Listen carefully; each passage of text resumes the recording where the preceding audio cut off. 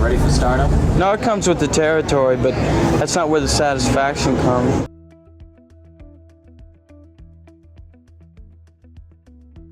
Number 10, George Clooney. I heard I was going to be on the show today, and I went out and I got a special shirt. You really look like your dad. I do. In 2018, George Clooney received the Lifetime Achievement Award from the American Film Institute. However, back in 1985, he was mostly known as George Burnett on The Facts of Life, and more famous for being Rosemary Clooney's nephew than for his own work. I was raised in a tiny little town, Augusta, Kentucky, with 1,500 people. It was this cute, mulleted Clooney who appeared on The Merv Griffin Show to chat with Merv and charm the audience with his infectious smile and brand new shirt. In the interview, Clooney talks about coming out to LA from Kentucky and discovering the phony side of the business, including meeting lots of fake producers. It took me forever to figure out that it could be very phony out here. He did meet some real producers, though, although at that point, he was still 9 years away from his big break on ER. And he goes, "Hi, I'm the head of casting for ABC," and I went, "Yeah, you get out of here." And it was. Number 9, Linkin Park. In October 2000, Linkin Park released their debut album, Hybrid Theory, and went from a struggling and relatively unknown California alt-rock band to one of the most popular bands in the country. We don't want people to listen to our song and go, okay, this is the hip-hop part, okay, that's the rock influence. We don't want to be rock/rap. We want to be Hybrid Theory. Previously known as Zero and Hybrid Theory, the band eventually changed their name to Linkin Park, probably around the time when they did this interview. The group had struggled to get a record deal, but as you can hear in the interview, they were persistent and didn't give up. You need to live it, you need to eat it, sleep it, wake up, and the only way you're ever even going to have a chance to make it in this business is if you are willing to sacrifice everything. And given that a VH1 poll voted them the greatest artist of the 2000s, that hard work certainly paid off.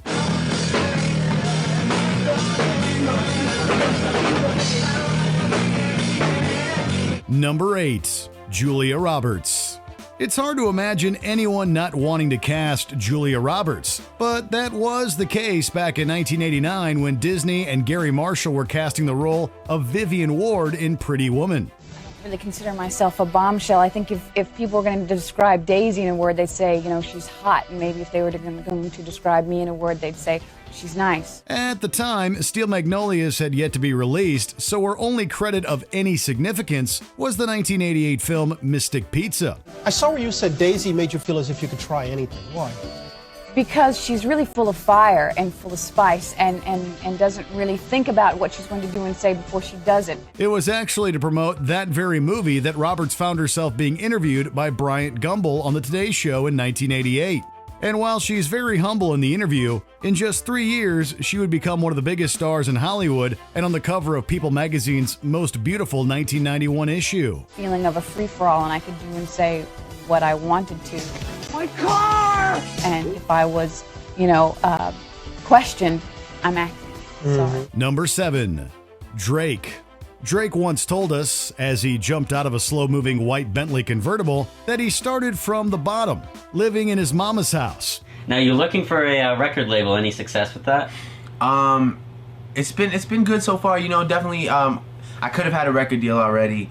I'm just looking for the right situation. Which is where this interview took place, back before Drake had found a record label, and when he was better known as Degrassi, the Next Generation actor Aubrey Graham. Degrassi was a stepping stone, it was why people saw my face, and maybe they were even eager to hate, like even eager to be like, yo, this dude has a MySpace, I just want to hear how whack it is. Yeah. Yet, sitting on a couch just feet away from his bedroom, Drake definitely wasn't lacking in swag or confidence. My label actually is called October's Own, and I run it with two partners. It's Oliver El-Khatib and Noah Shabib, who goes by 4040. Guess he knew, even then, that it was all God's plan. Yeah, I've had meetings with everybody. I've had meetings with Interscope, I've had talks with Universal Motown, Rockefeller Records Def Jam. The question is, though, did God have any knowledge that Drake's mega success would provide the world with the Hotline Bling dance?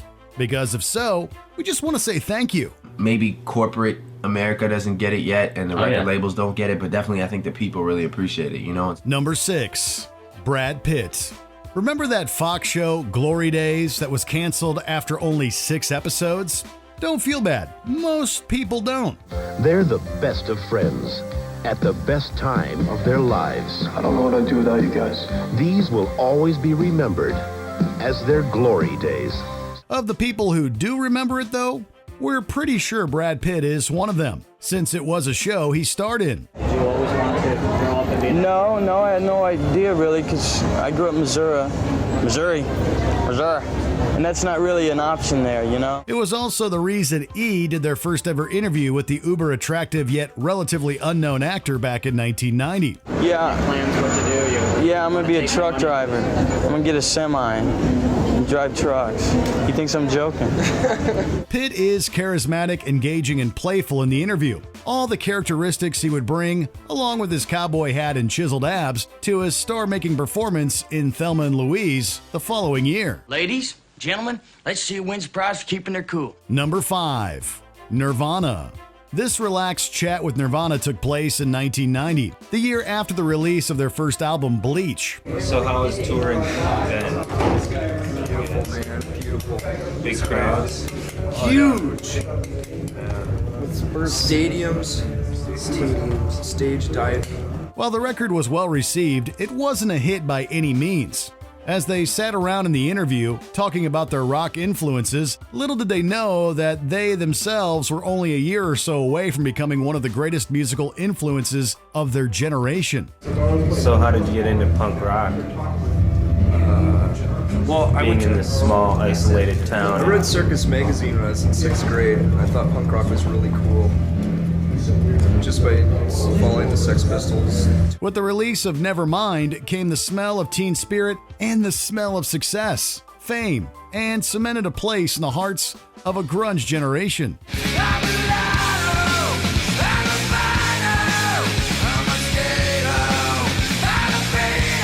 Number 4. Justin Bieber. Before the days of Sorry and Peaches, Justin Bieber was a cute 15-year-old kid singing on YouTube, who was discovered and signed by R&B superstar Usher. After I put the videos on YouTube, this one manager found me. He flew me out to Atlanta. I was going to the studio and I met Usher randomly. And so I ran up to him. I was like, Usher, I love your songs. That's actually around the time when Watch Mojo caught up with him, all the way back in 2009. I was in a singing competition just for fun. And my friends and family that couldn't make it, they wanted to be there, but they couldn't. So I put videos of the competition on YouTube. And just for them, and it just kind of blew up. Yes, it was our very own Rebecca Brayton who interviewed the Biebs over a decade ago, before he released his first album and went from getting millions of views on YouTube to selling millions of albums. So when did you start performing? Basically, I was always singing around the house. It was a kind of thing that I just loved to do. I always played a lot of different instruments. Not to mention millions and millions of dollars worth of yummy Tim Hortons Tim Biebs. How do you plan to stay grounded? It's crazy. There's a lot of people that have basically train wrecked, as you said. But I just have so many people surrounding me that are just great people. Number 3. Jeff Bezos. Jeff Bezos is the founder of one of the Big Five, or one of the most famous technology giants on the planet. Where did you get an idea for Amazon.com? Well, 3 years ago, I was in New York City working for a quantitative hedge fund when I came across the startling statistic that web usage was growing at 2,300% a year. Between 2017 and 2021, Bezos was the richest man in the world. The top spot has since been nabbed by Elon Musk as of 2022. But back in June of 1997, when this interview took place, Amazon.com was still only selling books, and Bezos was just a guy with a vision of the future of online retail. So when you have that many items, you can literally build a store online that couldn't exist any other way. This was also just 1 month after Amazon went public at $18 per share. We'll give you a moment to imagine how much money you could have if you had bought a stock in the company back then. In the first year of opening Amazon.com to the public, we didn't do any paid advertising, and all of our growth was fueled by word of mouth and media exposure. Number 2. Leonardo DiCaprio. When people talk about Leonardo DiCaprio before he was famous, they usually reference his recurring character on Growing Pains in the early 90s. Prove it! But for this interview from E, we go back to even before Luke Brower, to DiCaprio's turn as Gary Buckman in the short-lived series Parenthood, based on the hit 1989 film. I hope everyone out there will watch it, including my two favorite actors, Joe Pesci and Jack Nicholson. It doesn't get much cuter than a young Leo smiling from ear to ear as he talks about how excited he was to get the part and how much he loves the attention. How'd you feel when you found out that you got it? I was in like my dad's friend's house, and it was like built for a jockey, so it was really like the walls were really short. And when I got the phone call, I jumped up and my fist went through the ceiling. I was so happy. About 7 years later, Titanic would hit theaters and DiCaprio would have all the attention he could ever want, and probably a whole lot he didn't want too. I like the attention, I must admit, I like the attention. Number 1, Lady Gaga. If you ain't Gaga already, you're gonna be Gaga after this interview, baby. That's what we're talking about. Guess who opened for the New Kids on the Block during their 2008 tour? That's right, Lady Gaga. It was just after the release of her first album, The Fame, and just when she was starting to blow up as her track Just Dance was rising up the charts. We don't have any money. We're not famous. There's no paparazzi chasing us. But when we walk down the street, people wonder who we are. And that's that inner fame. It was also when the first question in most interviews, and we here at Watch Mojo were no exception, had to do with the origin of her name. From the Queen song Radio Gaga.